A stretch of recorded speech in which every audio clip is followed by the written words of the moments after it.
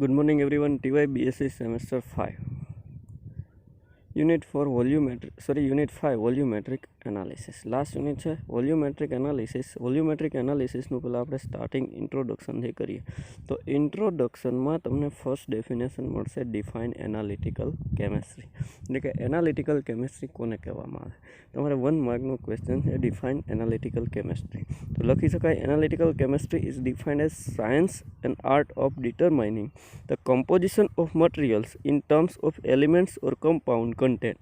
આનો મતલબ શું થાય? એનાલિટિકલ કેમેસ્ટ્રીથી તમે શું કરી શકો કે એનાલિટિકલ કેમેસ્ટ્રીમાં એલિમેન્ટ અથવા તો કમ્પાઉન્ડમાં કમ્પોઝિશન ઓફ મટીરિયલ એટલે મટીરિયલનું કમ્પોઝિશન કેટલું છે, એનું કન્ટેન્ટ કેટલું છે એ ફાઇન્ડ આઉટ કરી શકાય. આગળ વધીએ. Analytical chemistry it is prime important to find out what a substance is composed of and exactly how much.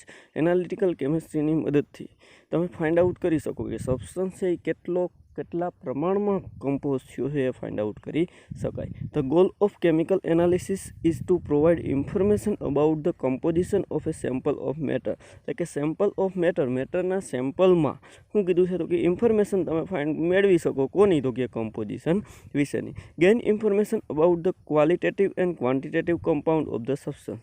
એટલે કે તમારે પ્રેક્ટિકલમાં આવે છે ક્વોલિટેટિવ એનાલિસિસ અને ક્વોન્ટિટેટિવ એનાલિસિસ. એનો માહિતી પણ શેમાં મળશે? એનાલિટિકલ કેમેસ્ટ્રીમાં. આગળ વધીએ. Volumetric analysis is one of the classical wet method of quantitative analysis. હવે કોની વાત આવે છે? વોલ્યુમેટ્રિક એનાલિસિસની. તો વોલ્યુમેટ્રિક એનાલિસિસ કયા પ્રકારનું છે? તો કે one of the classical wet method of quantitative analysis. Quantitative analysis ટાઈપનું જ છે. It involve measuring the volume of solution of accurate non concentration that is required to react with solution of the substance being determined. તો આનો મતલબ શું થાય? એમાં કીધું છે it ઇન્વોલ્વ્સ measuring the volume of solution of accurately non concentrated solution. આપણે કેટલું કોન્સન્ટ્રેશન છે જાણતા હોય તો એના ઉપરથી હું કીધું to react the solution of the substance being determined. એટલે કે કેટલા પ્રમાણમાં સોલ્યુશન છે એ બીજા સોલ્યુશન સાથે રિએક્ટ કરશે તે ફાઇન્ડ આઉટ કરી શકાય. The solution of non-concentration is added in small portion of burette. Non concentration હોય એવા સોલ્યુશનને તમારે શેમાં ભરવાનું છે? બ્યુરેટમાં ભરવાનું છે. The process is called titration. એ પ્રોસેસનું નામ આપણે આપી દીધું ટાઇટ્રેશન પ્રોસેસ. એ આપણે આવી ગયું છે. The process is known titration.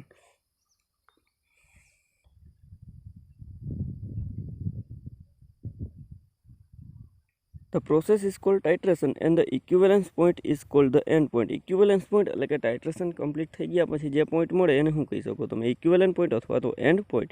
And point are observe with aid of indicator or by instrumental method such conduction or light absorption. એટલે કે અહીંયા વોલ્યુમેટ્રિક એનાલિસિસ છે તમે ઇન્સ્ટ્રુમેન્ટ વડે પણ કરી શકાય અને બ્યુરેટમાં સોલ્યુશન ભરીને પણ કરી શકાય. Volumetric analysis can also B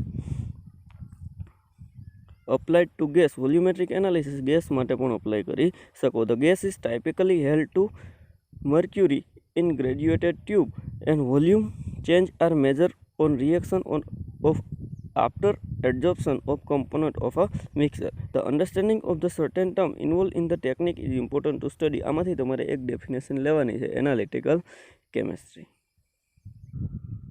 next definition જોઈએ ટાઇટ્રેશન. ટાઇટ્રેશન તમે કોને કહી શકો? બધાને ખબર છે, બધાએ પ્રેક્ટિકલ કરેલો છે ટાઇટ્રેશન. ટાઇટ્રેશનમાં તમે શું કરતા? તો કે એક બ્યુરેટ હોય, એક પીપેટ હોય, કોનિકલ ફ્લાસ્ક હોય. કોનિકલ ફ્લાસ્કમાં બ્યુરેટ વડે તમે સોલ્યુશન એડ કરો 25 અથવા તો 10 ml એડ કરી બ્યુરેટમાં જે નોન સોલ્યુશન હોય એના વડે શું કરો? ટાઇટ્રેટ કરો. એનું નામ શું આપતા હતા? ટાઇટ્રેશન. જો ડેફિનેશન 1 માર્કમાં પૂછાય. This is the process of which a quantity of substance in a solution is determined from the amount of standard reagent it consume or complete reaction. complete reaction થઈ જાય ત્યારે તમે શું ફાઇન્ડ આઉટ કરી શકો? તો કે quantity of a substance in the સોલ્યુશનમાં કેટલી ક્વોન્ટિટી છે સબસ્ટન્સની તે ફાઇન્ડ આઉટ કરી શકાય. કોના વડે ફાઇન્ડ આઉટ કરી શકો? તો કે સ્ટાન્ડર્ડ રિએજન્ટ વડે ફાઇન્ડ આઉટ કરી શકાય. Titration is conducted by carefully adding the reagent of non-concentration to the reagent to be analyzed until the reaction is complete. The volume of standard reagent added is noted and from the concentration of the test solution is calculate. તો આના ઉપરથી તમે હું find out કરો. Example તરીકે તમે acid base titration લ્યો તો એસિડ શેમાં લીધું હોય, કોનિકલ ફ્લાસ્કમાં. બેઝ શેમાં ભર્યું હોય, non concentrated solution of base શેમાં એડ કરો, બ્યુરેટમાં. કોનિક એડ કરો તમે ફિનોપ્થેલિન અથવા તો મિથાઇલ ઓરેન્જ એડ કરો તો કલર શું થશે, ચેન્જ થાય. તો એ ટાઈમે એવું મળશે તમને એન્ડ પોઈન્ટ. નેક્સ્ટ ડેફિનેશન આપેલી છે બેક ટાઇટ્રેશન. બેક ટાઇટ્રેશન કોને કીધું? આગળ આપણે વાત આવી ગઈ છે આગળના ચેપ્ટરમાં ઇન્ટ્રોડક્શન ઓફ કોમ્પ્લેક્સોમેટ્રિક ટાઇટ્રેશનમાં. બેક ટાઇટ્રેશનમાં જો ડેફિનેશન આપી છે 1 માર્કમાં પૂછાય. This is the process of adding known excess amount of the reagent to the solution to be determined then find out the excess unreacted reagent by titration with second reagent with known concentrated. Concentration એટલે કે તમે શું કીધું છે 2 સ્ટેપમાં process થાય. This is the process of adding known excess amount of the reagent. તમે add શું કરશો, જેનું તમે કોન્સન્ટ્રેશન જાણતા હોય એવું સોલ્યુશન એડ કરો. Determine and find out excess unreacted reagent એટલે કે તમે એના ઉપરથી ફાઇન્ડ આઉટ કરી શકતા. આપણે બેક ટાઇટ્રેશનમાં મળતું તમને EDTA કેટલો અનરિએક્ટેડ છે ફાઇન્ડ આઉટ કરી શકતા. By the titration with second reagent with known concentration. હવે ટાઇટ્રેશન કોના વડે કરો? સેકન્ડ રિએજન્ટ વડે, જેનું કોન્સન્ટ્રેશન કેવું હોય, નોન હોય, તે તો ફાઇન્ડ આઉટ કરી શકાય. એ ટાઇટ્રેશનનું નામ શું આપ્યું છે? Back titration.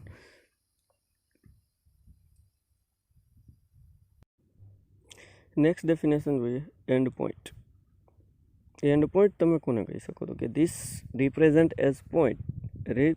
The point of completion of reaction when a solution is titrate with other solution. કે કોઈ પણ એક સોલ્યુશન હોય અને ટાઇટ્રેટ કોના વડે કરો? અધર સોલ્યુશન વડે. The end point is generally locate equivalent point or as close as possible to equivalence point of titration. કે એન્ડ પોઈન્ટ કોના જેવો મળે? ઇક્વિવેલન્ટ પોઈન્ટ જેવો જ મળે. એન્ડ પોઈન્ટ તમે કોને કહી શકો? એક્ઝામ્પલ તરીકે એસિડ બેઝ ટાઇટ્રેશન લઈ લો. કોનિકલ ફ્લાસ્કમાં એસિડ લીધું, બેઝ વડે ટાઇટ્રેશન કરો. એમાં એસિડમાં તમે એડ કરો ફિનોપ્થેલિન અથવા મિથાઇલ ઓરેન્જ. કલર શું થાય?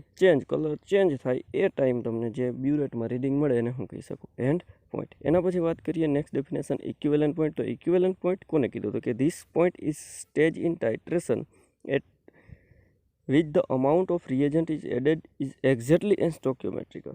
એટલે કે એનો મતલબ શું થાય? એન્ડ પોઈન્ટ અને ઇક્વિવેલન્ટ પોઈન્ટમાં શું ફેર? એન્ડ પોઈન્ટમાં થોડો ઘણો ડિફરન્સ મળે, પણ ઇક્વિવેલન્ટ પોઈન્ટમાં એક્ઝેક્ટ પોઈન્ટ તમને મળે. Equivalent two amount of reacting substance in the titration solution is known as equivalent point.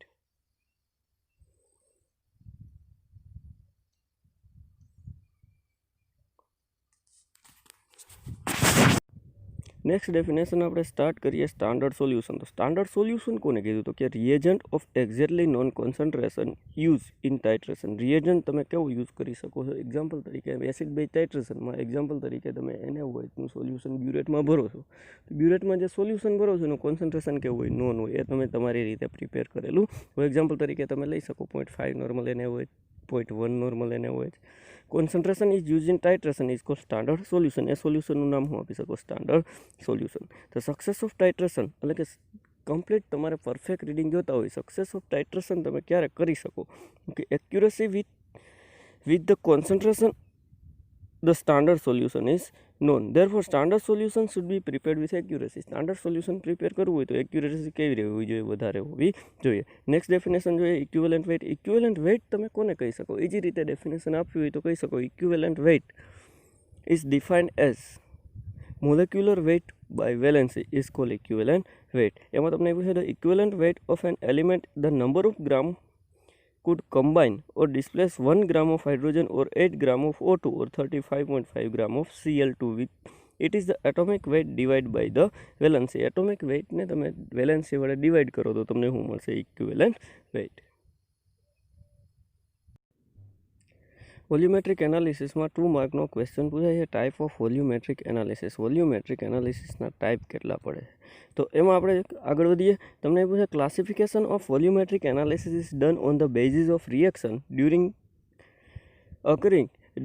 The analysis. હવે વોલ્યુમેટ્રિક એનાલિસિસ છે એને 4 ટાઈપમાં તમે શું કર્યું છે? ડિવાઈડ કર્યા છે. એમાં ફર્સ્ટ આપેલું છે ન્યુટ્રલાઇઝેશન ટાઇટ્રેશન. સેકન્ડ આપેલું છે રેડોક્સ ટાઇટ્રેશન. થર્ડ આપેલું છે પ્રેસિપિટેશન ટાઇટ્રેશન. અને ફોર્થ આપેલું છે કોમ્પ્લેક્સોમેટ્રિક ટાઇટ્રેશન. એમાં આપણે કોમ્પ્લેક્સોમેટ્રિક ટાઇટ્રેશનનું આખું એક ચેપ્ટર આપણે અભ્યાસ કર્યો. એમાં 4 ટાઇટ્રેશન તમારે 2 માર્કમાં પૂછાય છે. Give the type of volumetric analysis. વોલ્યુમેટ્રિક એનાલિસિસના તમારે હું આપવાના છે ટાઈપ 4 ટાઈપ લખી નાખવાના: neutralisation reaction, redox titration, precipitation titration અને કોમ્પ્લેક્સોમેટ્રિક ટાઇટ્રેશન. આગળ વધીએ. તમને ડેફિનેશન પૂછાય વોટ ઇઝ ઇન્ડિકેટર. ઇન્ડિકેટર તમે કોને કહી શકો? તો એના માટે તમને વાત કરી છે ઇન્ડિકેટર કોને કીધો છે તો કે acid or base type of organic compound that reversibly changes color depending upon the pH of the solution in which it is dissolved are indicator. Indicator કોને કીધું તો કે ઇન્ડિકેટર છે એસિડ અથવા તો બેઝ ટાઈપ કેવો છે ઓર્ગેનિક કમ્પાઉન્ડ છે એ શું કરશે તો કે રિવર્સિબલી ચેન્જ કલર પોતાનો શું કરે છે ચેન્જ કરે છે ડિપેન્ડિંગ અપોન ધ પીએચ પ્રમાણે એ પોતાનો કલર શું કરે છે ચેન્જ કરે. એનું નામ શું આપી શકો ઇન્ડિકેટર તરીકે વર્તે. આગળ વધીએ. Classification of indicator is base upon the classification of estimation. હવે જેવી રીતે વોલ્યુમેટ્રિક એસ્ટિમેશન છે એનું ક્લાસિફિકેશન કર્યું એવી જ રીતે ક્લાસિફિકેશન કોનું થાય ઇન્ડિકેટરનું થઈ શકે. Indicators are use neutralisation titration are known as neutralisation indicator. તો ન્યુટ્રલાઇઝેશન ઇન્ડિકેટર તમે કોને કહી શકો તો ન્યુટ્રલાઇઝેશન ટાઇટ્રેશનમાં જે ઇન્ડિકેટરનો યુઝ કરો એને કહી શકો ન્યુટ્રલાઇઝેશન ઇન્ડિકેટર. એવી જ રીતે સેકન્ડ આપેલું છે similarly there are redox indicator. Redox indicator તમે કોને કહી શકો? રેડોક્સ ટાઇટ્રેશનમાં જે ઇન્ડિકેટર યુઝ થાય એને કહી શકો redox indicator. Adsorption indicator for precipitation, reduction metal of indicator for complexometric titration.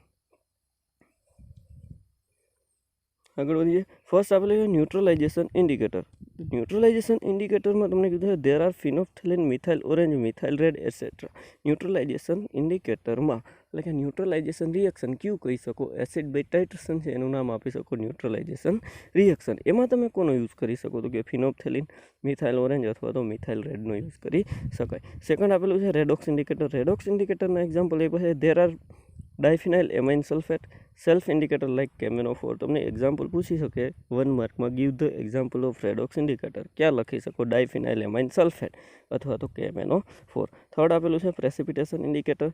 They are fluoresceins, K2Cr2O7 and ferric alum. એ શેના તરીકે વર્તે છે? પ્રેસિપિટેશન ઇન્ડિકેટર તરીકે વર્તે છે.